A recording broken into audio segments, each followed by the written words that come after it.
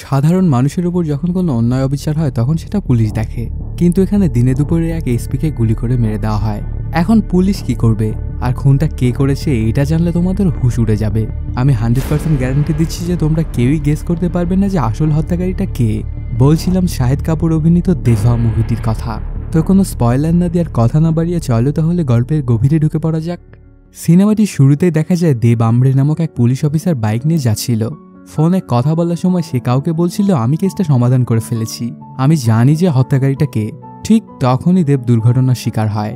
পরদিন শহরে গুন্ডাদের মধ্যে তো খুশির ধুম পড়ে যায় যে দেবা মারা গেছে। সবাই ওকে অনেক ভয় করত, আর এখন ওরা শান্তিতে গুন্ডাগার্দিও করতে পারবে। এদিকে দেখা যায় দেবকে হাসপাতালে ভর্তি করা হয়েছে। সেখানে ফারহান নামের আরেক পুলিশ অফিসারকেও দেখা যায়। বিভিন্ন জনকে কল দিয়ে সে এটা ইনশিওর করছিল যে দেব এখনও মারা যায়নি, আর কেবিনে অজ্ঞান অবস্থায় পড়েছিল দেব। নার্স ওর স্যালাইনটা পাল্টিয়ে দিয়ে যাওয়ার সময় খেয়াল করে দেখতে পায় জ্ঞান ফিরেছে দেবের। পরে ফারহান সেখানে চলে আসে আর কেসের সম্পর্কে ওকে জিজ্ঞাসাবাদ করতে থাকে।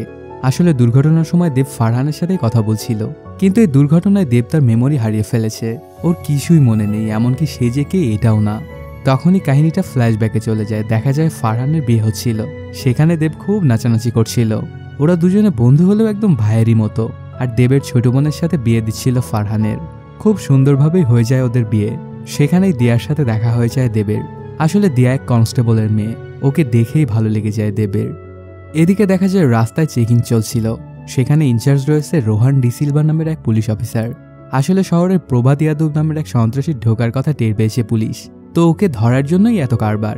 চেকিং করার সময় সেখানে এক নেতা চলে আসে, ওর নাম জয়রাজ আপ্টে। সে কিছুতেই তার গাড়ি চেক করতে দিবে না বলে জানায়। রোহান অনেক করে রিকোয়েস্ট করলেও লাভ তেমন একটা হয় না। তখন উনি আরও বলে যদি তোর চেক করার প্রয়োজনই হয় তবে আমার বাড়িতে এসে আমার গাড়িটা নিয়ে যাস। এটা বলেই চলে যায় জয়রাজ।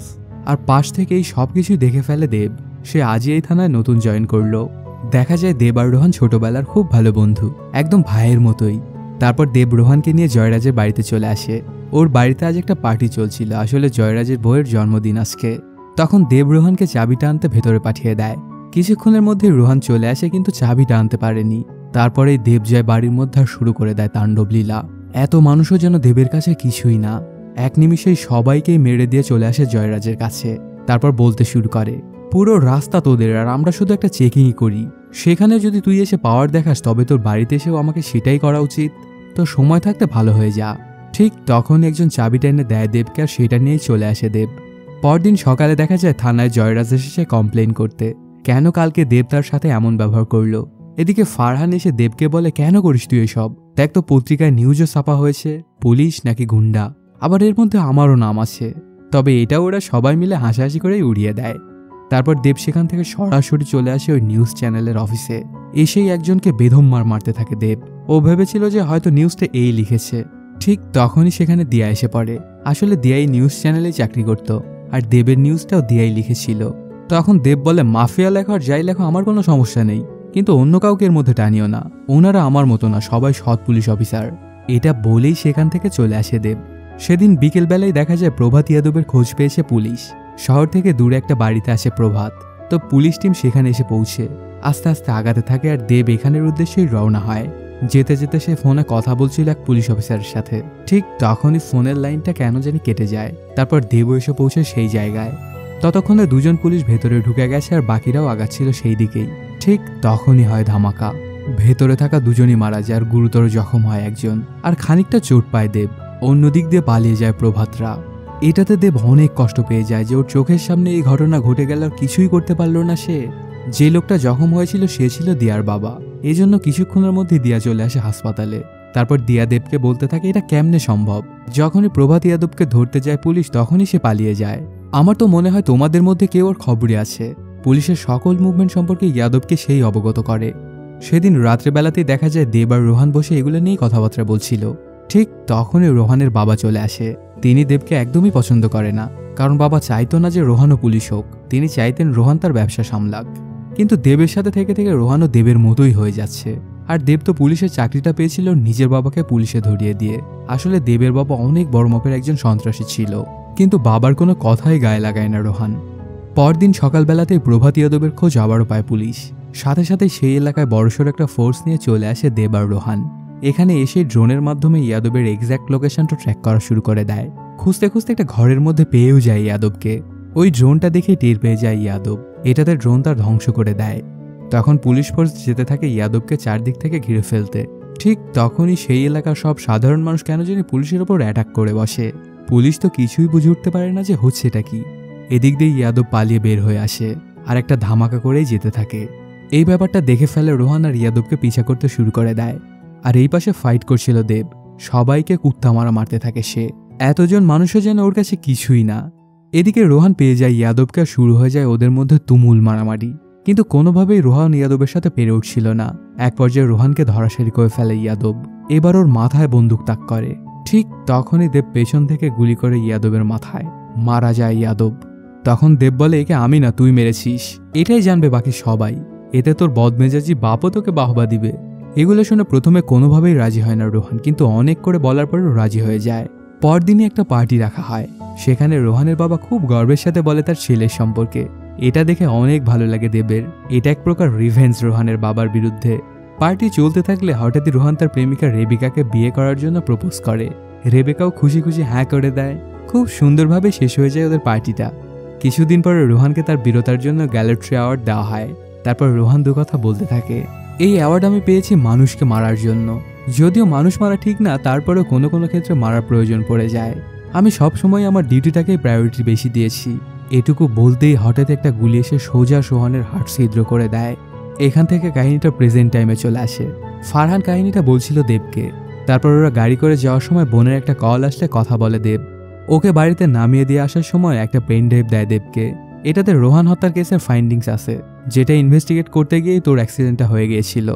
সেখান থেকে দেব সোজা বাড়িতে চলে আসে আর রোহান হত্যার কেসটা নিয়ে স্টাডি করতে শুরু করে দেয়। কাহিনীটা আবার ওই অ্যাওয়ার্ড সেরিমনিতেই চলে আসে। রোহানকে মারার পর একটা ক্যামেরা দিয়ে দেব দেখতে পায় একটা বিল্ডিং থেকে একজন স্নাইপার হাতে পালাচ্ছে। সাথে সাথে এই ফোর্স নিয়ে চলে আসে সেখানে আর খোঁজাখুঁজি শুরু করে দেয়। কিন্তু পুরো বিল্ডিং খোঁজাখুঁজি করার পরও কাউকেই খুঁজে পায় না দেব। পরদিনই পুরো রাষ্ট্রীয় মর্যাদায় সম্পন্ন হয় রোহানের শেষ কার্য। সবাই ওর এই অকাল মৃত্যুতে অনেক কষ্ট পায়। তখনই দেব ডিসিপি ফারহানকে বলতে থাকে, ওরা আমাদের ফাংশনে এসে আমার ভাইকে মেরেছে, এবার আমরাও ঢুকবো প্রত্যেকটা গলি, প্রত্যেকটা মহল্লা যেগুলো আমরা ছেড়ে রেখেছিলাম এতদিন। কিন্তু এবার আমার ফুল ফ্রিডম লাগবে। আর এইসব কথা শুনে ফারহানও রাজি হয়ে যায়। সেদিন থেকে ইনভেস্টিগেশন শুরু করে দেয় দেব। সেদিন ক্যামেরা দিয়ে যাকে সে দেখেছিল তার একটা স্কেচও বানিয়ে নেয়। এটা কে ছিল জানার জন্য প্রভাত ইয়াদবের রাইট হ্যান্ড ম্যান বান্টিকে প্রয়োজন ছিল। কিন্তু সে এখন বেলে বাহিরে, তো বেরিয়ে পড়ে ওকে খোঁজার উদ্দেশ্যে। যেতে যেতে ওকে পেয়ে যায় রাস্তাতেই। তারপর গাড়ি থেকে ওকে ফেলানোর চেষ্টা করে, কিন্তু না পারা ওকে পিছা করতে করতে একটা মহল্লায় চলে আসে। কিছুক্ষণের মধ্যেই ধরে আনে বান্টিকে। তারপর ওকে স্কেচের ছবিটা দেখায়, কিন্তু কিছুই জানে না বান্টি। তাকে অনেক করে মারধর করার পরও কিছুই বলতে পারে না সে। এটা দেখে ওর বউ চলে আসে আর বান্টিকে বাঁচানোর অনেক চেষ্টা করে। সাথে সাথে ওর বউয়ের মুখের মধ্যে বন্দুক ঢুকিয়ে দেয় দেব। ওকে দেখে একদম পুলিশই মনে হচ্ছিল না, যেন সেই আসল ভিলেন। এগুলো দেখে অনেকে আসতে থাকে বান্টিকে বাঁচাতে। তখনই সেই স্টাইলে বন্দুক লোড করে পা দিয়ে আর রেডি হয়ে যায়। কিন্তু কনস্টেবলটা অনেক করে বলে কয়ে সেখান থেকে দেবকে নিয়ে আর একটা বৃদ্ধ দম্পতির কাছে চলে আসে। যে বিল্ডিংটা থেকে গুলি চালানো হয়েছিল এই বৃদ্ধ দম্পতির বাড়ি তার পাশের বিল্ডিংয়েই। আর রোহান যেদিন মারা গিয়েছিল তার আগের দিনে ওই বিল্ডিংয়ের সামনে সবুজ কালারের একটা গাড়ি দেখেছিল ওই বৃদ্ধ মহিলাটা। কিন্তু এটাতে তো কিছুই প্রমাণিত হয় না। এজন্য থানায় চলে আসে দেব। ঠিক তখনই কনস্টেবলটা বলে, ওই সেম মডেলেরই সবুজ কালারের গাড়ি আপটের কাছে একটা আছে। এটা শুনে দেব বলে, তাহলে এই কথাটা এতক্ষণ কেন বলনি? ওরা আপটের উদ্দেশ্যে বের হবে, তখনই রোহানের প্রেমিকা রেবেকার কল আসে দেবের ফোনে।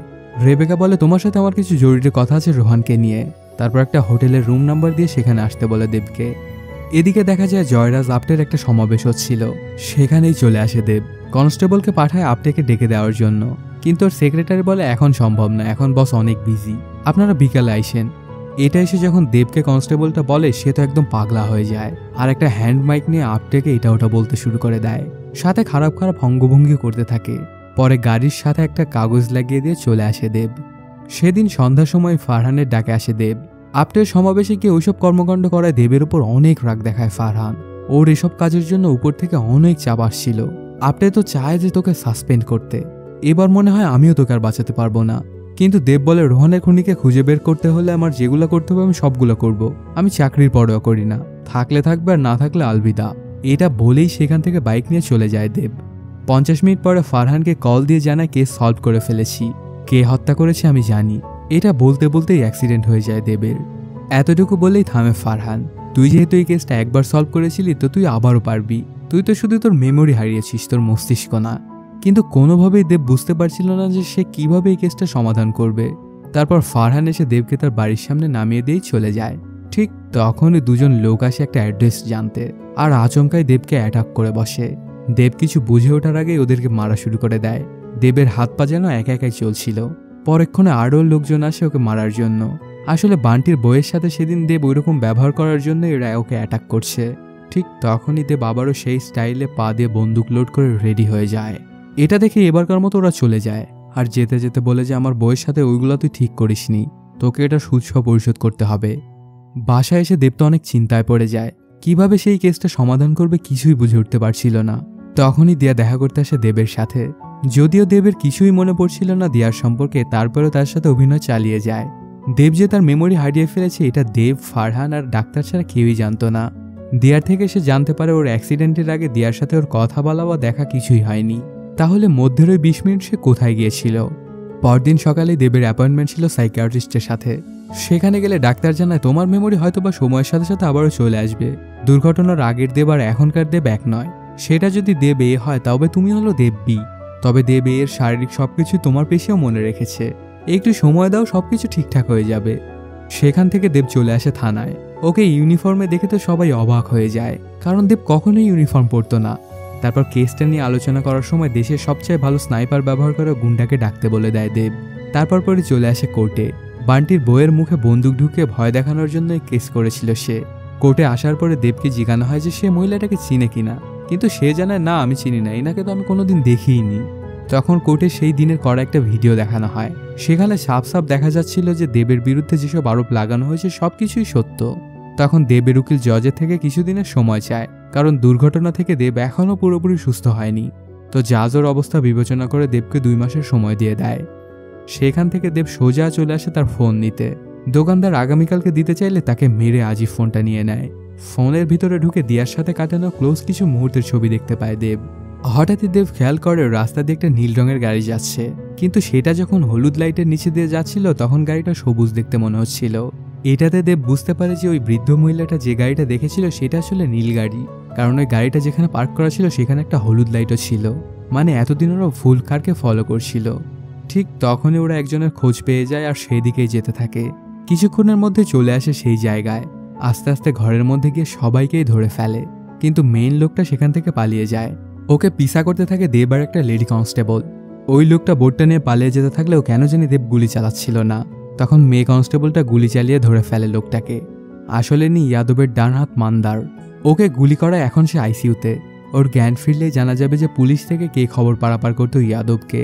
পরদিন রোহানের জন্য সবাই সমবেত হয় একটা জায়গায়। এখানে দেবও আসে। পরে সে বাহিরে গিয়ে দাঁড়িয়ে থাকলে সেখানে রেবেকা চলে আসে আর বলতে থাকে তোমার দুর্ঘটনার দিন রাতে হোটেল রুমে যা হয়েছিল সেগুলো তুমি কাউকে বলনি, এটার জন্য তোমাকে অনেক অনেক ধন্যবাদ। এর মানে হচ্ছে মধ্যের ওই 20 মিনিট দেব রেবেকার সাথেই হোটেল রুমের মধ্যে ছিল। ওই হোটেলে রেবেকার সাথে কি হয়েছিল দেবের সেটা একটু পরেই জানতে পারা যাবে। দেবও জানে না যে তাদের মধ্যে কি হয়েছিল সেদিন রাত্রেবেলা। এটা নিয়ে অনেক চিন্তায় পড়ে যায় দেব। পরদিনই রেবেকাকে একটা রেস্টুরেন্টে ডাকে দেব আর সেদিন রাতে কি কি হয়েছিল সেগুলো জানতে চায়, কিন্তু কোনোভাবেই রেবেকা ওগুলো বলতে চাচ্ছিল না, কারণ দেব সেগুলো রেকর্ডিং করতে চাচ্ছিল। এটাতে রেবেকা রেগে ওখান থেকে উঠে যেতে থাকে আর বলে ওই ভিডিওটা তুমি কোনোদিনই পাবে না, আর ভিডিওটা ডিলিট করতে যায়। তখনই খপ করে ফোনটা কেড়ে নেয় দেব। তারপর সেই ফোনে দেখতে পায় রেবেকা আর রোহানের একটা ভিডিও কল রেকর্ডিং। সেটা রোহান মারা যাওয়ার আগের দিন রাতের। সেখানে রেবেকা বলে কাল তুমি কি বক্তব্য দিবে একবার আমার সামনে রিহার্সেল করো। তখন রোহান বলতে থাকে মানুষ মারার জন্য এই অ্যাওয়ার্ড আমি পেয়েছি।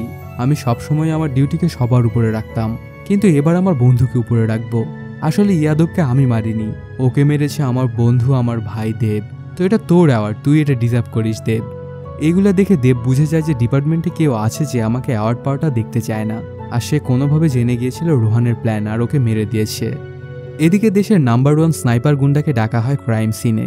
তারপর তাকে ওই বিল্ডিংয়ে নিয়ে যাওয়া হয়, কিন্তু লোকেশন দেখে সে জানায় এখান থেকে মারা অসম্ভব, কখনোই গুলি টার্গেটে লাগানো সম্ভব না, কারণ পুরোটাই ফাঁকা জায়গা আর বাতাসও অনেক বেশি। তারপর সে আরেকটা বিল্ডিং দেখিয়ে বলে ওখান থেকে ক্লিন শট নেওয়া সম্ভব। সেখানে এসে সবকিছু পর্যবেক্ষণ করে সে জানায় এখানে কিলার রিমোট কন্ট্রোল স্নাইপার ব্যবহার করেছে আর মোবাইল দিয়ে সব কাজ শেষ করেছে।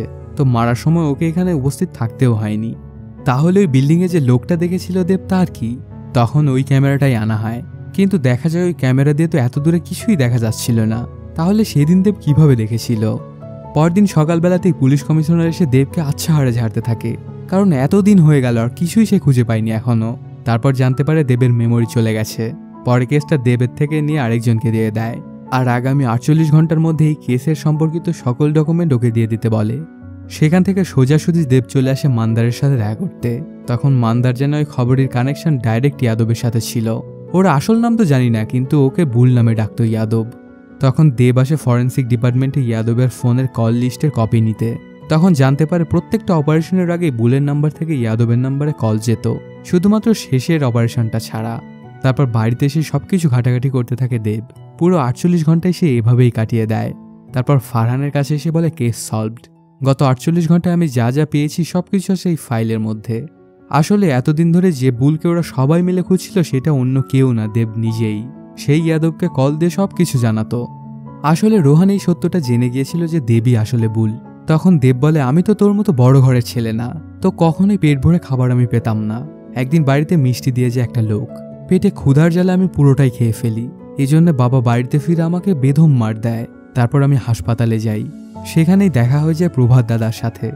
ওই দিন আমার হাসপাতালের যা খরচ হয়েছিল সবগুলো প্রভাত দাদাই দিয়ে দিয়েছিল। তারপর থেকে আমি ওনার সাথেই থাকতে শুরু করি, আর ঠিক এই জন্যই আমি ওনাকে হেল্প করতাম। তখন রোহান বলে, প্রভাত আমাদের লোকের সাথে কি করেছে তোর মনে নেই? দিয়ার বাবার কি অবস্থা করেছে? এটা শুনে দেব বলে, এই জন্যই তো মেরে দিয়েছি ওই শুয়োরটাকে। এখন আমি একটা সেকেন্ড চান্স চাইছি, প্লিজ একটু বোঝার চেষ্টা কর। দিয়াকে আমি খুব ভালোবাসি আর ওকে নিয়ে আমি ভালোভাবে থাকতে চাই। কিন্তু রোহান একদমই দেবের সাথে একমত হতে পারে না, আর সে দেবের মুখোশটা সবার সামনে খুলে দিতে চায়। এই ব্যাপারটা নিয়ে দুজনের মধ্যে হাতাহাতিও হয়ে যায়। এই পর্যায়ে দেব ফারহানকে বলে, তোমাকে তো আমি সেদিন রাতেই বলে দিয়েছিলাম যে আমিই খুনি, তারপরে তুমি আমাকে দিয়ে কেসটা আবারও সলভ করালে। যেসব রাস্তা দেব এ বন্ধ করেছিল সেগুলো আমি দেব বিকে দিয়ে খোলালে। আসলেই তুমি একজন জিনিয়াস পুলিশ অফিসার। আসলে সেদিন রাতে দেব ওই রিমোট কন্ট্রোল স্নাইপারটা জায়গা মতো ফিট করে দেয়, মোবাইল দিয়ে সুন্দর করে টার্গেটটা ফিক্সড করে নেয়। আর সেই অ্যাওয়ার্ডের দিন রোহান যখন বক্তব্য দিচ্ছিল তখন পাশ থেকে দেব মোবাইল ব্যবহার করে শট নিয়ে মেরে দেয় রোহানকে।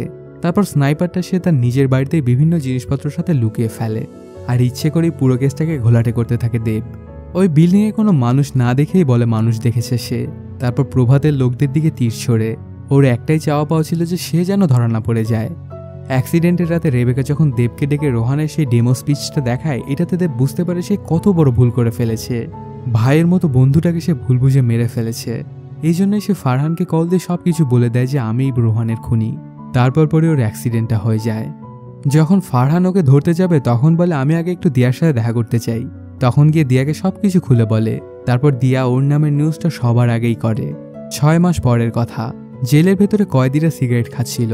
তখন এক পুলিশ অফিসার এসে ওদেরকে ধমকাতে থাকে। ঠিক তখনই কয়েদিরা সবাই মিলে পুলিশদেরকে বেধম মার দিতে শুরু করে। এতগুলো কয়েদির সাথে একদমই পুলিশরা পেরে উঠছিল না। ঠিক তখনই দেব চলে আসে লাঠি হাতে আর কয়েদিদের আচ্ছাড়ে পিটাতে শুরু করে দেয়। আর এর মাধ্যমে শেষও হয়ে যায় সিনেমাটি। তো বন্ধুরা, কেমন লাগলো আজকের এই এক্সপ্লেইনটি জানাতে কমেন্ট করো। আর যদি এখনও চ্যানেলটি সাবস্ক্রাইব না করে থাকো তাড়াতাড়ি সাবস্ক্রাইব করে নাও। দেখা হচ্ছে নতুন কোনো ভিডিওতে। Till then, সায়োনারা।